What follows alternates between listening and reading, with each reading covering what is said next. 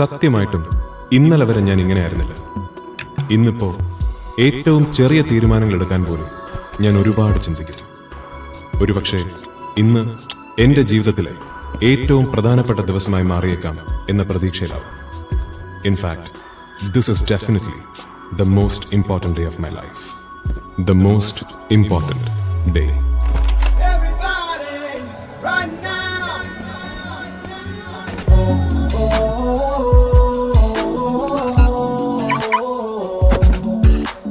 Here we go. Here we go.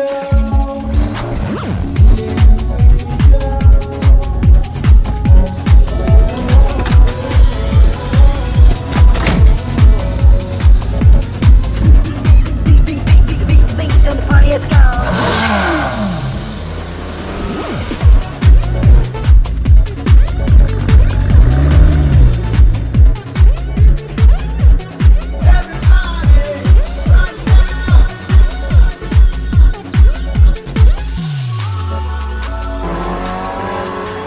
ഒന്ന് കണ്ണടച്ച് തുറക്കുന്ന നേരം മതി ഒരാളുടെ ജീവിതം മാറി മറി.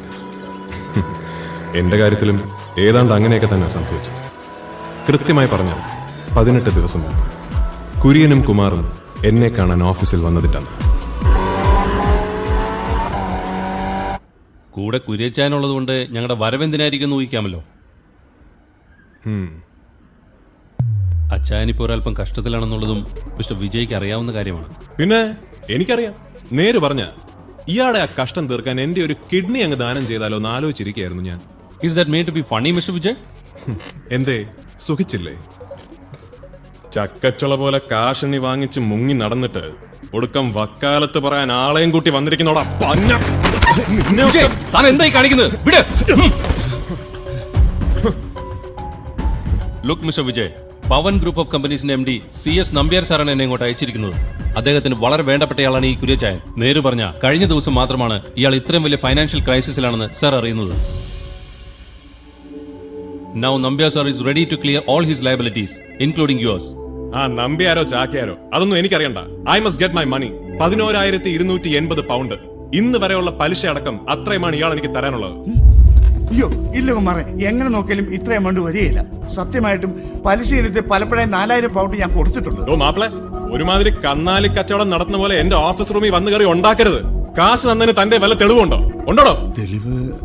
അതിപ്പോ എന്തേ ഉണ്ടെങ്കിൽ കാണിക്കണോ?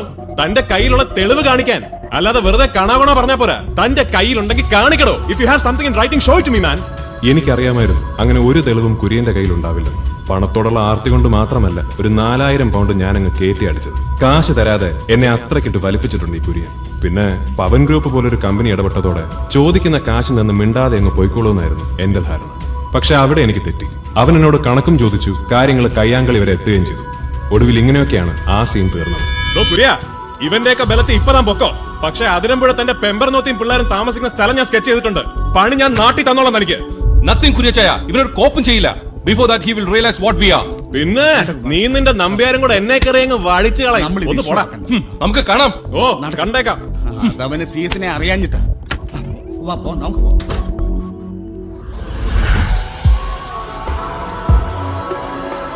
ഒരു ആവേശത്തിനന്ന് കുമാറിനെ അങ്ങ് വെറുപ്പിച്ചെങ്കിലും പിന്നീട് ആലോചിച്ചപ്പോ അത് വലിയ അബദ്ധമായി പോയെന്ന് തോന്നി. കാരണം മീശയിൽ പറ്റിപ്പിടിച്ചിരിക്കുന്ന ഒരു തുള്ളി വെള്ളം തുടച്ചു കളയുന്നത് പോലെ എന്നെ എന്നേക്കുമായി തുടച്ചു കളയാൻ മാത്രം ശക്തനായിരുന്നു കുമാറിന്റെ ബോസ് CS നമ്പ്യാർ. നിന്റെ ഈ ആർത്തി ഉണ്ടല്ലോ, കാശിനോടുള്ള ഒടുക്കത്തെ ആർത്തി, എഴുതി വെച്ചോ. അത് മാറിയാലേ നീ നന്നാവത്തുള്ളൂ. എന്റെ അസിയേട്ടാ, നിങ്ങളും കൂടി ഇങ്ങനെ പറഞ്ഞ പിന്നല്ലാതെ നീ ഇങ്ങനെ ഓരോ തെമ്മാടിത്തരം കാണിച്ചിട്ട് ഇവിടെ വന്ന് ഈ ഇരിപ്പിരുന്നാലുണ്ടല്ലോ, അതൊക്കെ സോൾവ് ചെയ്ത് തരാൻ ഞാൻ ഫ്രാൻസിസ് പുണ്യവാളനൊന്നുമല്ല. കോതമംഗലംകാരൻ വെറും ഒരു ഫ്രാൻസിസാ. ഇതിനു മുമ്പ് നീ ഉണ്ടാക്കിയിട്ടുള്ള പല പ്രശ്നങ്ങളിലും ഞാൻ ഇടപെട്ടിട്ടുണ്ട്. അതിന്റെ പേരിൽ പലരെയും ശത്രുക്കളാക്കിയിട്ടുമുണ്ട്. But this time I am very sorry to say, ഞാൻ ഇടപെടില്ല. കാരണം ഇത് കളി നമ്പ്യാരോട്. കൂട്ടിയാ കൂടില്ല മോനെ. നീ നിന്റെ പണി നോക്ക്. അല്ല അസിയേട്ടാ, ആദ്യം അയാൾ ഈ ഓഫീസ് കത്തിക്കും, എന്നിട്ട് എന്നെ അതിനകത്ത് പിടിച്ചിടും. രണ്ടുകൂടെ നിന്ന് കത്തും. അസിയേട്ടാ പറയട്ടെ.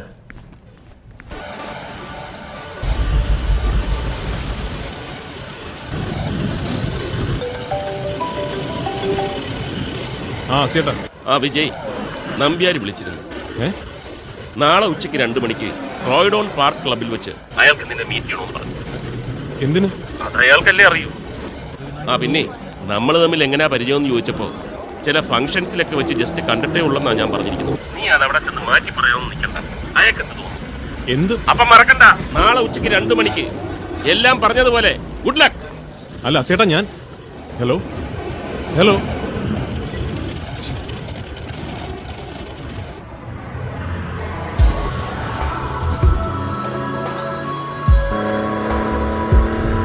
ഒരു രാത്രി മുഴുവൻ നീണ്ട ആലോചനയ്ക്കൊടുവിൽ രണ്ടും കൽപ്പിച്ച് ഞാനൊരു ഉറച്ച തീരുമാനത്തിലെത്തി. To go and meet mister CS Nambiar.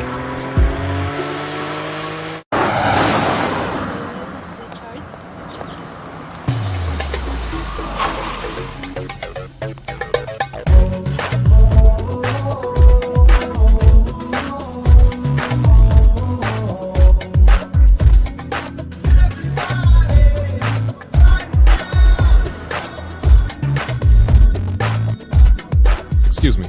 Yes? Mr. CS Nambiar. He's there. Thank you. Welcome.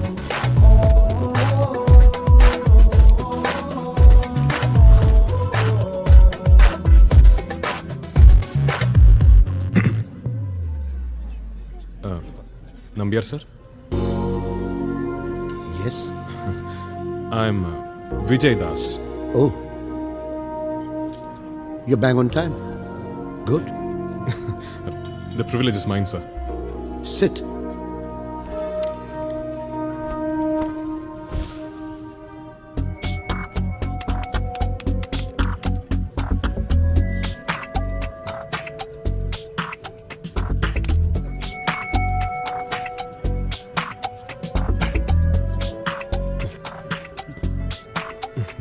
So, how are things?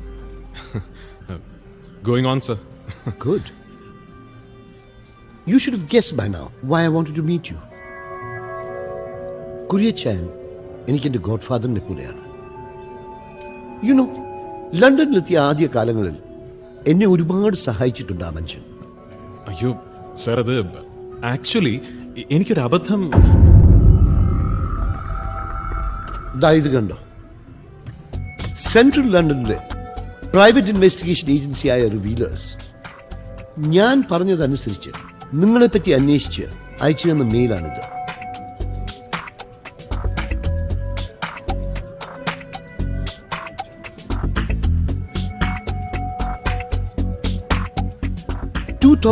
നവംബറിൽ സ്റ്റുഡന്റ് വിസയിൽ വിജയ് ഇന്ത്യയിൽ നിന്ന് ലണ്ടനിലെത്തിയെന്നാണ് അതിൽ.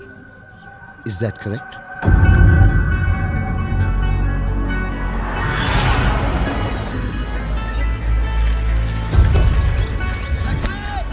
എന്നാൽ ഞാൻ അടക്കമുള്ള പലരെയും പോലെ ലണ്ടനിലെ ആദ്യകാലങ്ങൾ ഓർക്കാൻ ഒട്ടും സുഖമുള്ളതായിരുന്നില്ല വിജയിക്കും, അല്ലേ?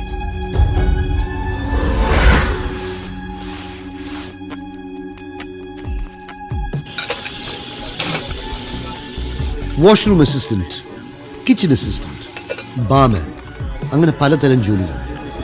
ആ ഇടയ്ക്ക് ഈസ്റ്റ് ഹാമിൽ സൊളിസിറ്ററായ അഡ്വക്കേറ്റ് ഫ്രാൻസിസ് താഴത്തലിനെ പരിചയപ്പെട്ടത് നിങ്ങളുടെ ജീവിതത്തിൽ വലിയൊരു ടേണിംഗ് പോയിന്റ് ആയി.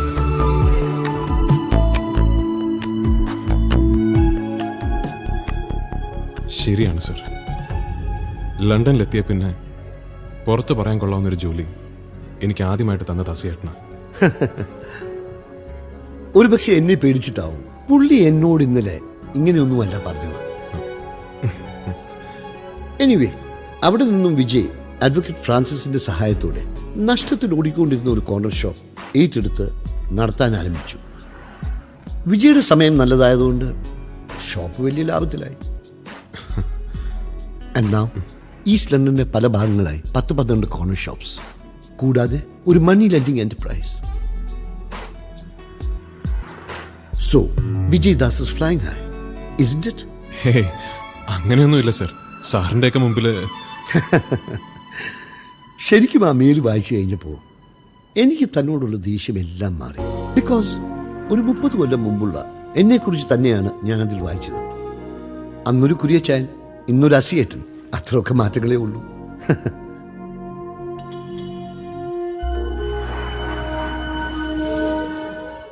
നേടിയതിലൊന്നും തൃപ്തി വരാതെ പിന്നെയും വെട്ടിപ്പിടിക്കാനുള്ള പാഷനൊക്കെ എനിക്ക് എന്നേ ഇല്ലാതായി. കഷ്ടപ്പെട്ടുണ്ടാക്കിയതൊക്കെ നിലനിന്ന് കാണണം, അത്രേ ഉള്ളൂ. ഇപ്പം ഫാമിലി ലൈഫിൽ കുറേ ട്രാജഡീസ് ഉണ്ടായിരുന്നു. 5 കൊല്ലം മുമ്പ് ഭാര്യ മരിച്ചത്. അതിൻ്റെ പിറ്റേ കൊല്ലം ഒരു ആക്സിഡൻറ്റിൽ മകനും പോയി. He was only 26. ഇനി ആകെ ഉള്ളതൊരു മകളാണ്, പവിത്ര. ബിസിനസിൻ്റെ എല്ലാ ട്രിക്സും ടേൺസും അറിയാവുന്ന ഒരാളാവണം അവൾക്ക് ലൈഫ് പാർട്ട്ണറായി വരേണ്ടത്. അതെനിക്ക് നിർബന്ധമാണ്. എങ്കിൽ മാത്രമേ ഞാനായിട്ടുണ്ടാക്കിയതൊക്കെ നിലനിൽക്കൂ.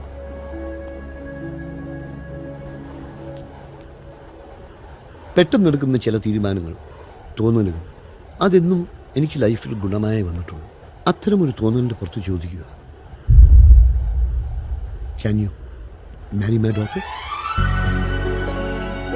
സർ,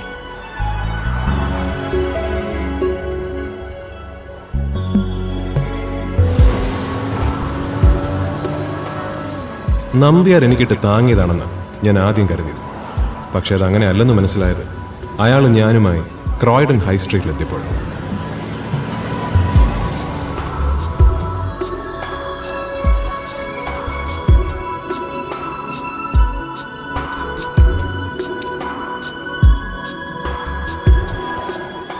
ഒരു രസമുള്ള കാഴ്ച കാണിക്കാനാണ് തന്നെ ഞാനിവിടെ കൊണ്ടുവന്നത്. 5000 മില്യൺ പൗണ്ടിൻ്റെ ആസ്തിയുള്ള ബിസിനസ് എംപയറിൻ്റെ ഏക അവകാശിയാണ് ആ തെരുവിൽ തെണ്ടുന്നത്.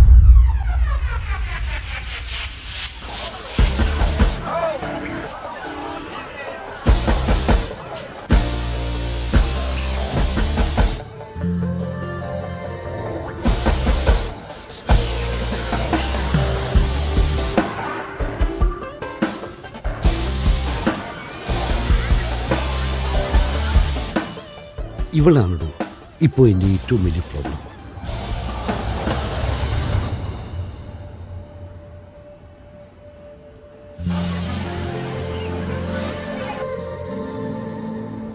ചാരിറ്റീനും ലിറ്ററേച്ചറിനുമൊക്കെ പറഞ്ഞ് ഇവൾ കാണിക്കുന്ന ഈ വട്ടുകൾ പിന്നെയും ടോളറേറ്റ് ചെയ്യാം. പക്ഷേ ഇത് കണ്ടോ, പുഴയുടെ നെഞ്ചിലായി ഒരു മണൽ കാറ്റിന്റെ ഹൃദയം തുടിക്കുന്ന കാടും പുഴയെന്ന മരുഭൂമി. ആരാ ഇത്? കേരളത്തിലെ ഒരു യുവകവി സുരേന്ദ്രൻ കാഞ്ഞാണി, എൻ്റെ മകളുടെ എക്സ് ബോയ്ഫ്രണ്ട്. മുറിവിന്റെ മുഖമാർന്ന നിന്നിലെ നൊമ്പരം ഉയരുന്ന ചില പോലെ മുൻ അതിലേക്കു ഞാൻ എന്റെ പാറാത്തരോട്ടത്തെ കവിതയായി അർപ്പിച്ചു നിൽക്കൂ. ഒരിക്കൽ പോലും നേരിൽ കാണാതെ ഏതോ ഒരു സോഷ്യൽ നെറ്റ്വർക്കിംഗ് സൈറ്റിലൂടെ തുടങ്ങിയ ബന്ധം.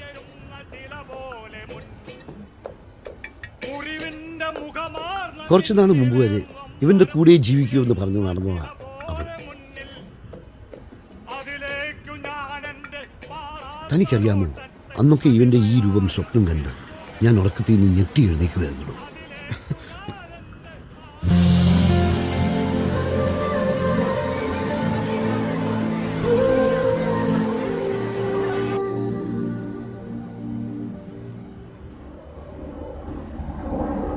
സുരേന്ദ്രൻ എഴുതിയ ഒരു കവിതയുടെ വൃത്തത്തെ ചൊല്ലിയുണ്ടായ തർക്കത്തിൽ അവർ തമ്മിൽ ഇപ്പോൾ ടോട്ടലി അകന്നിരിക്കുക. ഈ സമയത്ത് വേണം എനിക്ക് തൻ്റെ കാര്യം അവളുടെ മുന്നിൽ പ്രസന്റ് ചെയ്യാൻ. But before that I have to do your answer. അതിപ്പോ സർ ഇത്ര പെട്ടെന്ന് നോ, ഇപ്പോൾ ഉടൻ പറയണമെന്നല്ല ഞാൻ പറഞ്ഞത്. You can take your own sweet time. സ്കോട്ട്ലൻഡിലെ 3 ഡിസ്റ്റിലറീസ് അടക്കം നമ്പ്യാരുടെ ഭാഷയിൽ പറഞ്ഞാൽ ഏതാണ്ട് 5000 മില്യൺ പൗണ്ടിന്റെ ആസ്തിയുള്ള ബിസിനസ് എംപയറിന്റെ ഏക അവകാശം. അവളിനി സുരേന്ദ്രൻ കാഞ്ഞാണിയുടേതെന്നല്ല, ഏത് നാറിയുടെ മുൻകാമുകയായിരുന്നാലും എനിക്കതൊരു പ്രശ്നമേ അല്ലായിരുന്നു. നമ്പ്യാരോട് ആലോചിച്ച് പറയാമെന്നൊക്കെ വെറുതെ ഒരു ജാടയ്ക്ക് പറഞ്ഞെങ്കിലും അന്ന് രാത്രിയും എനിക്ക് ഉറങ്ങാൻ കഴിഞ്ഞില്ല എന്നതാണ് സത്യം. പിറ്റേന്ന് കാലത്ത് തന്നെ ഞാൻ നമ്പ്യാരെ വിളിച്ച് എന്റെ സമ്മതം അറിയിച്ചു. എന്റെ ഉത്തരം എന്തായിരിക്കുമെന്ന് എന്നേക്കാൾ ഉറപ്പ് നമ്പ്യാർക്കുള്ളതുകൊണ്ടാവാം എന്റെ മറുപടി അങ്ങേരിൽ പ്രത്യേകിച്ച് ഒരു സന്തോഷവും ഉണ്ടാക്കിയതായിട്ട് എനിക്ക് തോന്നിയില്ല. പക്ഷെ തൊട്ടടുത്ത ദിവസം തന്നെ നമ്പ്യാർ സന്തോഷം കൊണ്ട് മതിമറക്കുന്നതിന് ഞാൻ സാക്ഷിയായി. ഇപ്പം എനിക്ക് ഉറപ്പായുള്ളൂ ഇത് നടക്കും. അല്ലെ പിന്നെ ഞാൻ എന്തു പറഞ്ഞാലും ഒരു കാര്യവുമില്ലാതെ അതിനെയൊക്കെ എതിർത്തുന്ന പെൺകൊച്ച് ഇക്കാര്യം പറഞ്ഞപ്പോൾ കുറച്ചു നേരം നിന്ന് ചിരിച്ചതല്ലാതെ ഒരക്ഷരം ഒബ്ജക്ഷൻ പറഞ്ഞില്ലല്ലോ. അതെന്തിനാ സർ ചിരിച്ചത്? അത് അവളോട് ചോദിക്കണം. എടോ, ഏതായാലും ഇമ്മീഡിയറ്റ് ആയിട്ട് ഒരു പകൽ താനുമൊത്ത് സ്പെൻഡ് ചെയ്യണമെന്ന് അവൾ പറഞ്ഞില്ലേ, അത് തന്നെ വലിയ കാര്യമാണ്. അതെന്തിനായിരിക്കും സർ? മെയിൻലി താൻ എങ്ങനെയുള്ള ഒരുത്തരാണെന്ന് മനസ്സിലാക്കാനാവും. Anyway your day with her is very crucial, so make it good.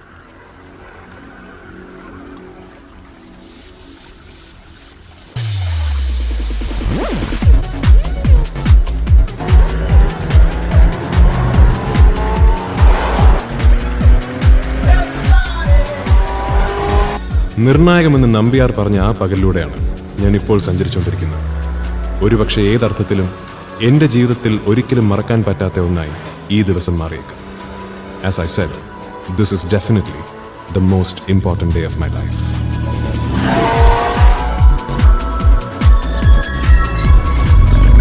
And have you met with the bankers? Go meet them.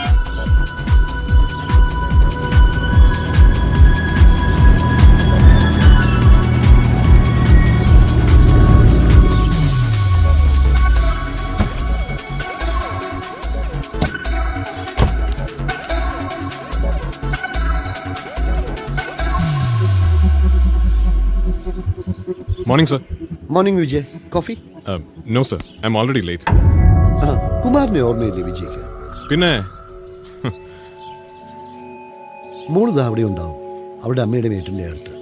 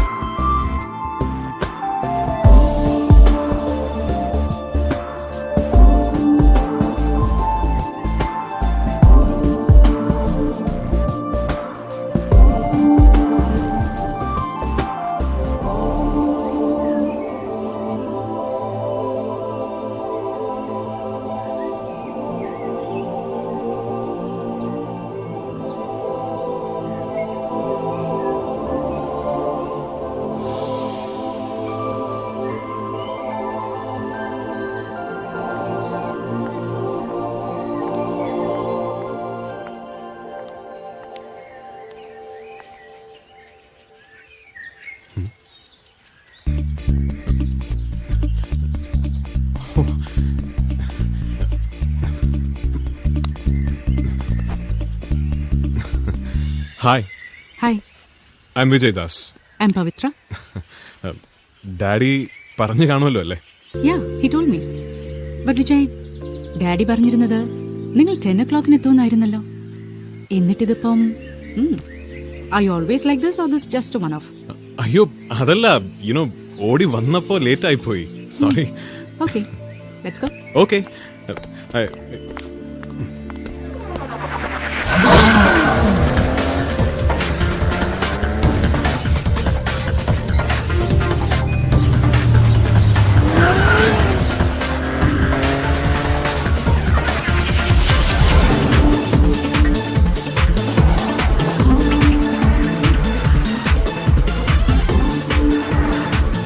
By the way Pavithra, എനിക്കും ഈ ചാരിറ്റിയിലൊക്കെ ഭയങ്കര ഇൻട്രസ്റ്റ് ആണ്. പക്ഷേ ഒന്നിനും അങ്ങോട്ട് ടൈം കിട്ടാറില്ല. Oh really? യാ. എങ്കിൽ ഇത് ഞങ്ങളുടെ പിങ്ക് ഡേ സെലിബ്രേഷൻസിന്റെ കൂപ്പണ. വിജയിൽ നിന്ന് തന്നെ ആവട്ടെ സ്റ്റാർട്ടിങ്. ഷോ. ഒട്ടും കുറച്ചിട്ടില്ല, 1000 pounds ആണ്. എത്ര? 1000 pounds.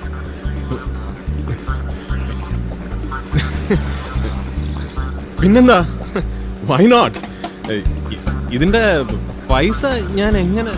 ഏയ് അത് സാരമില്ല, ഇന്ന് പോകുന്നതിന് മുമ്പ് ഞാനത് മറക്കാതെ വാങ്ങിച്ചോളാം.